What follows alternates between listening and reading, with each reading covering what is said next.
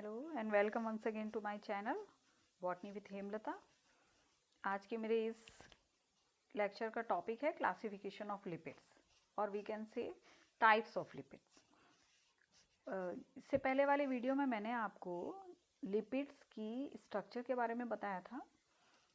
ये भी बताया था कि लिपिड्स होते हैं वो ट्राइग्लिसराइड्स होते हैं। ट्राइग्लिसराइड्स किसके, एक अणु उनमें ग्लिसरॉल यानी अल्कोहल का होता है और 3 अणु फैटी एसिड्स के मिलकर एसिडिफिकेशन द्वारा ट्राइग्लिसराइड का निर्माण करते हैं। तो आज ये लिपिड्स के कितने प्रकार होते हैं उसके बारे में मैं आपको बताऊंगी। तो लिपिड्स को हम 2 प्रकारों में डिवाइड करते हैं। सेपोनिफिएबल लिपिड्स होते हैं और नॉन सेपोनिफिएबल लिपिड्स होते हैं। सेपोनिफिएबल लिपिड्स से क्या मतलब होता है कि उनमें जो एस्टर्स होते हैं वो सेपोनिफिकेशन की क्रिया करते हैं। Saponification hydrolysis under basic condition. In simple term हम कह सकते हैं कि साबुनीकरण की जो क्रिया होती है। जो ट्राइग्लिसराइड्स होते हैं वो स्ट्रॉन्ग बेसिस में सोडियम KOH हो सकता है या NaOH हो सकता है ना। तो इनसे जब क्रिया करते हैं, इनके साथ जब रिएक्ट करते हैं तो वो वसी अम्लों यानी फैटी एसिड्स के कार्बोक्साइलेट सॉल्ट्स बनाते हैं जिसे हम कहते हैं सोप, है ना। And that process is called saponification. तो जब जिनमें सेपोनिफिकेशन की क्रिया होती है लिपिड्स में उसको हम सेपोनिफिएबल कहते हैं और जिनमें ये क्रिया नहीं होती है उसे हम कहते हैं नॉन सेपोनिफिएबल। तो यहाँ पर सबसे पहले हम देखते हैं सेपोनिफिएबल और नॉन सेपोनिफिएबल को आगे कैसे कैटेगराइज किया गया है। जिनमें सेपोनिफिकेशन होता है वो सिंपल लिपिड्स हो सकते हैं, कंपाउंड लिपिड्स हो सकते हैं, और जिनमें सेपोनिफिकेशन नहीं होता है उन्हें हम डिराइव लिपिड्स, उनके अंतर्गत डिराइव लिपिड्स को व्युत्पन्न लिपिड्स को रखते हैं। तो जो सिंपल लिपिड्स होते हैं उनमें क्या होता है, फैटी एसिड और एक अल्कोहल होता है, जबकि कंपाउंड लिपिड में फैटी एसिड और अल्कोहल के साथ साथ एक अदर कंपोनेंट्स भी होता है जिसको आगे हम लेंगे। और डिराइव लिपिड जो कि साफ है तो जो उनके हाइड्रोलाइसिस से बनते हैं, जो उनके व्युत्पन्न होते हैं। सिंपल लिपिड जो होते हैं वो अल्कोहल और फैटी एसिड के एस्टर्स होते हैं। ये सिंपल लिपिड्स जो हैं, लिपिड की जो संरचना है, लिपिड ट्राइग्लिसराइड्स होते हैं, फैटी एसिड सैचुरेटेड और अनसैचुरेटेड होता है। ये मैं अपने प्रीवियस वीडियो में डिटेल में बता चुकी हूँ, जिसे आप देख लीजिए, देख सकते हैं, जिसका लिंक मैं डिस्क्रिप्शन बॉक्स में दे दूँगी आपको। और इनके एग्जाम्पल जो होते हैं वो वैक्स और ट्रू फैट, सत्य वसाएं जो होती हैं वो इसके अंतर्गत रखी जाती हैं। और वैक्स जो होता है वो प्लांट्स के संदर्भ में अगर हम बात करें तो हम कई जीरोफिटिक पौधों में पढ़ते हैं कि उनके स्टेम के ऊपर या उनके लीव्स पर रेट ऑफ ट्रांसपिरेशन को कम करने के लिए वैक्स की एक कोटिंग हो जाती है ना। तो उस फॉर्म में ये वैक्स क्यूटिकल के फॉर्म में ये पाया जाता है प्लांट्स। अगर हम प्लांट्स की बात करते हैं तो वैक्स जो होता है वो सॉलिड इन नेचर होता है, नेचर में ये ठोस रूप में पाया जाता है, और अगर हम उसको गर्म कर देते हैं, मेल्ट कर देते हैं तो वो लिक्विड फॉर्म के अंदर आ जाता है। सिंपल लिपिड्स का दूसरा प्रकार जो है वो है ट्रू फैट्स, जिसके अंतर्गत हम ऑयल और फैट यानी वसा को रखते हैं। अगर जो फैट होता है, वसा जो है वो सॉलिड नेचर की होती है, जबकि ऑयल जो होता है वो रूम टेम्परेचर पर लिक्विड फॉर्म के अंदर पाया जाता है। तो ये जो फैट्स होते हैं, ये जो ऑयल होता है ये ऑयली सीड के अंदर ओलियोसोम्स के फॉर्म के अंदर भी पाया जाता है। यहाँ पर जो भी फैट या ऑयल जो होता है वो प्लांट टिश्यूज में सेलेक्टिव फॉर्म के अंदर सेलेक्ट करता है। हर पौधे के अंदर इनका जो स्टोरेज होता है वो अलग अलग फॉर्म के अंदर मिलता है। जैसे कि अगर हम बात करते हैं कि सनफ्लावर हुआ, पीनट हुआ, आलमंड है, ऑयल सिल रैप है, इनमें ये बीजों के कोटाइलेडोन में रहते हैं, पाया जाता है। कोकोनट में ये एंडोस्पर्म में मिलता है। एवोकाडो जो एक फ्रूट होता है उसमें फ्रूट के मीजोकार्प जो होता है वहाँ पर ऑयल और फैट का डिपोजिशन रहता है। और कई सीरियल्स जैसे कि राइस है, व्हीट है, बार्ले है, इनमें जो फैट होता है वो स्टार्च, उनका जो एंडोस्पर्म है, एंडोस्पर्म फुल ऑफ स्टार्च होता है इनमें, तो उसके चारों तरफ एक एल्यूरोन लेयर जो रहती है, उस एल्यूरोन लेयर के अंदर ये फैट का डिपोजिशन पाया जाता है। कम मात्रा में मिलता है लेकिन ये वहाँ पर मिलता है। अब हम आते हैं कंपाउंड लिपिड्स पर। कंपाउंड लिपिड्स जो होते हैं वो, जैसे कि मैंने अभी पहले भी बताया कि ये अल्कोहल और वसीयम के साथ साथ इनमें एक अलग दूसरा कंपाउंड भी पाया जाता है। ठीक है, तो एडिशनल ग्रुप, एक अतिरिक्त समूह इसके अंदर मिलता है। इनको हम दो कैटेगरी के अंदर बांट सकते हैं, फॉस्फोलिपिड्स और ग्लाइकोलिपिड्स। फॉस्फोलिपिड्स जो होते हैं वो जो प्लाज्मा मेम्ब्रेन होती है, वो जो प्लाज्मा मेम्ब्रेन और जो सेल ऑर्गेनेल्स के ऊपर जो यूनिट मेम्ब्रेन होती है, चारों तरफ जो यूनिट मेम्ब्रेन होती है, उनमें उनका ये मेन कॉन्स्टिट्यूएंट होता है। इनको फॉस्फोटाइड्स भी कहा जाता है, फॉस्फोटाइड्स भी कहते हैं फॉस्फोलिपिड को। ये फॉस्फोलिपिड जो होते हैं वो सेल मेम्ब्रेन के अंदर एक अपना डेफिनिट, एक विशिष्ट ओरिएंटेशन या विन्यास रखते हैं, और ये इन ऑयल ड्रॉपलेट्स के रूप में कभी भी कोशिकाओं के अंदर नहीं पाए जाते हैं। ये इनके इम्पॉर्टेंट कैरेक्टरिस्टिक है। अब क्या स्पेसिफिसिटी इनकी रहती है? जो ट्राइग्लिसराइड्स, जो फॉस्फोलिपिड हैं वो ट्राइग्लिसराइड्स की तरह हैं, यानी फैटी एसिड और अल्कोहल इनके अंदर है, लेकिन इसके साथ साथ इनमें एक फॉस्फेट ग्रुप जो है वो पाया जाता है। ठीक है, तो इनमें जो फैटी एसिड होता है एक सैचुरेटेड होता है और एक अनसैचुरेटेड फैटी एसिड इसके अंदर मिलता है। सैचुरेटेड और अनसैचुरेटेड दोनों फैटी एसिड इसमें मिलते हैं। और एनिमल टिश्यूज़ के अंदर जो मुख्य जो फॉस्फोलिपिड होता है वो फास्फोटाइडल कोलिन होता है। ठीक है, तो ये जैसे कि भी बताया कि एक डिस्टिंक्ट शेप के रूप में ये प्लाज्मा मेम्ब्रेन में पाए जाते हैं। तो ये यहाँ पर दो प्रकार का एक स्ट्रक्चर रखते हैं, जिसमें हम हेड कह सकते हैं उसका और टेल कह सकते हैं, यानी कि हेड और टेल नामक संरचना के अंदर ये मिलते हैं और एक लिपिड बाइलेयर का प्लाज्मा मेम्ब्रेन में निर्माण करते हैं।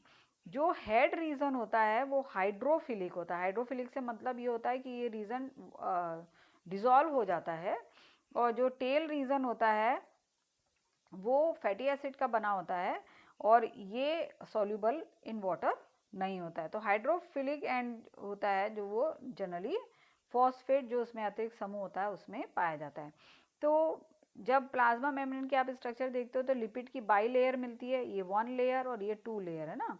तो जो लिपिड बाई लेयर होती है उसमें ये यहाँ पर इस मॉलिक्यूलर स्ट्रक्चर के द्वारा बताया गया, ये हाइड्रोफिलिक टेल है इसकी फैटी एसिड वाली, और ये है हाइड्रोफिलिक हेड इसका। तो हाइड्रोफिलिक हेड जो है वो कॉलिन का हो सकता है, फॉस्फोरिक एसिड का हो सकता है या ग्लिसरॉल का हो सकता है, और हाइड्रोफोबिक टेल के अंदर जो फैटी एसिड है वो पामिटिक एसिड, लिनोइक एसिड या लिनोनिक एसिड हो सकता है। तो ये स्ट्रक्चर है एक फॉस्फोलिपिड का।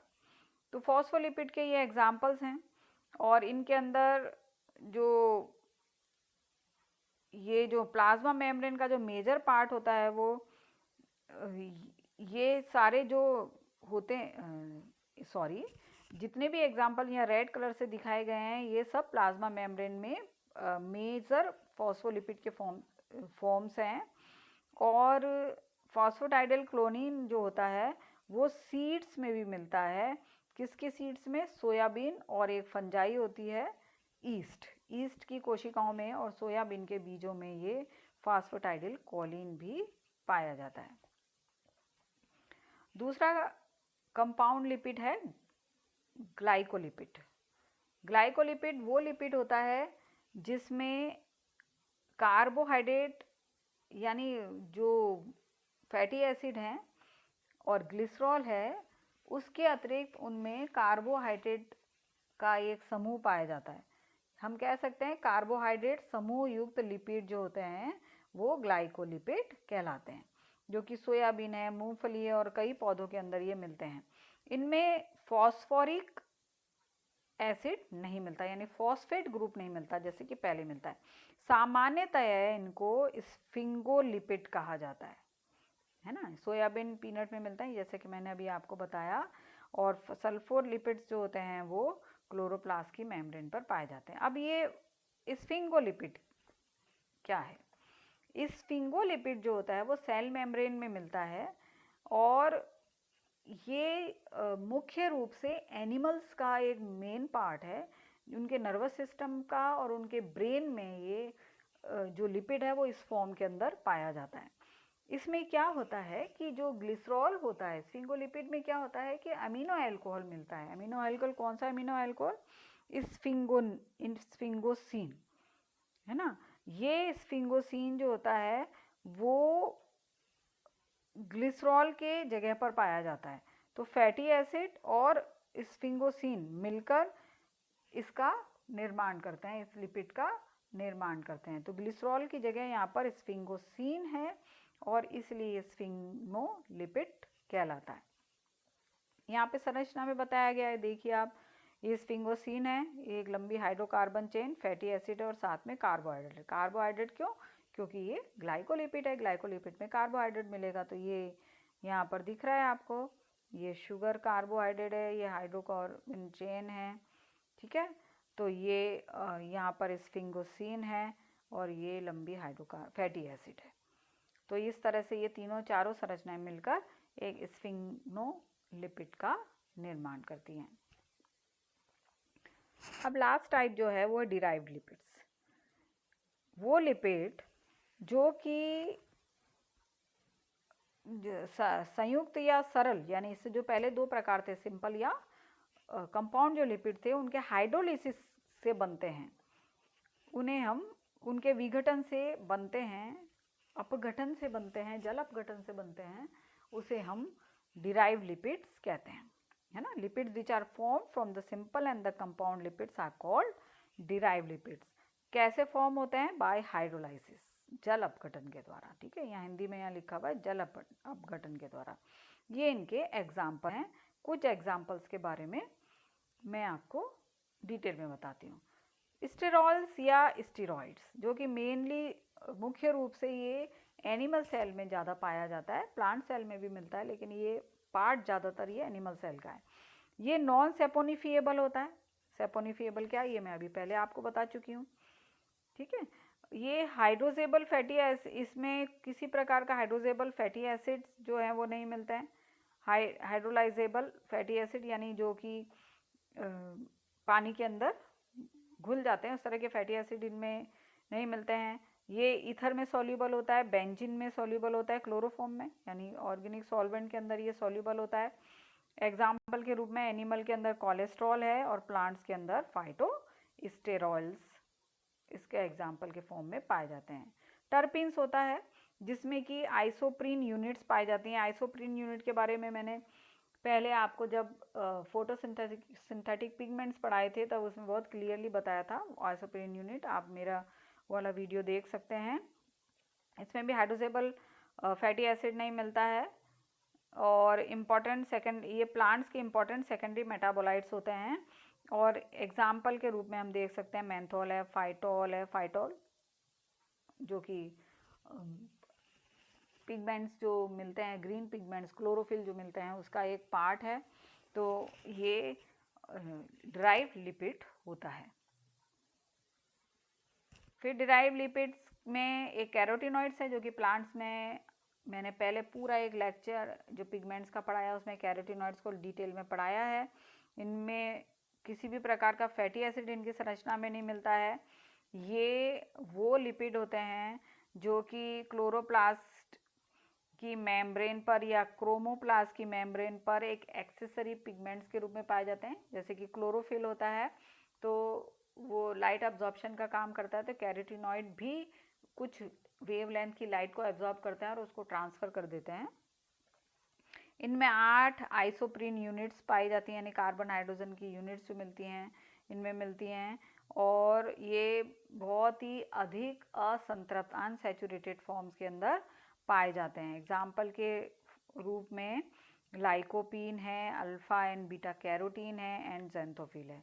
कैरोटीनॉइड्स का डिटेल जैसा कि मैंने कहा आप पिगमेंट्स वाले जो वीडियो मैंने बनाया था फोटोसिंथेटिक पिगमेंट्स का, उसमें आप उसकी स्ट्रक्चर को अच्छे से देख सकते हैं।